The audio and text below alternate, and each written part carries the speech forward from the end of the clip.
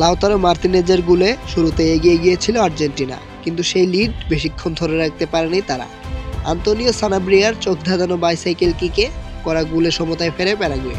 এরপর উমর আলদেরেতের গোলে জয় নিশ্চিত করে স্বাগতিকরা। বিশ্বকাপ বাছাইয়ের ম্যাচে শুরুতে এগিয়ে গিয়েও প্যারাগুয়ের কাছে 2-1 ব্যবধানে হেরেছে আর্জেন্টিনা। আসরে এটি তাদের তৃতীয় হার।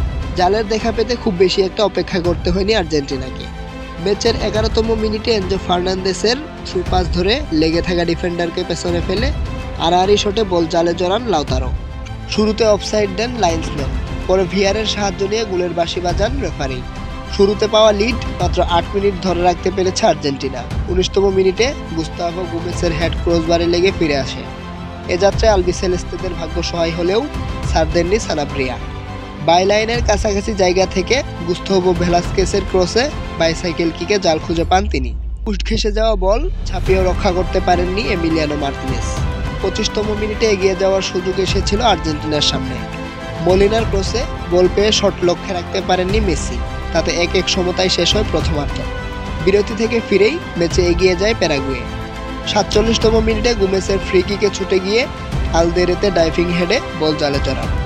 ম্যাচে পিছিয়ে পড়ার পর গোল দখলেও পিছিয়ে যায় আর্জেন্টিনা। চাপে থাকা মেসিদের তখন আরও চেপে ধরে প্যারাগুয়ে। তারপরও 79 মিনিটে দারুণ সুযোগ তৈরি করেছিলেন মেসি। তার দূরপাল্লার শট একজনের গায়ে লেগে বেরিয়ে যায় উঠ ঘেঁষে। তাতে আর ম্যাচে ফেরা হয়নি তাদের। হারের পরও 11 ম্যাচে 22 পয়েন্ট নিয়ে পয়েন্ট টেবিলের শীর্ষেই আছে আর্জেন্টিনা।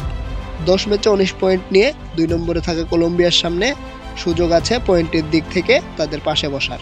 এদিকে ভেনেজুয়েলার সঙ্গে 1-1 গোলে ড্র করা ব্রাজিল 17 পয়েন্ট নিয়ে আছে 3-এ।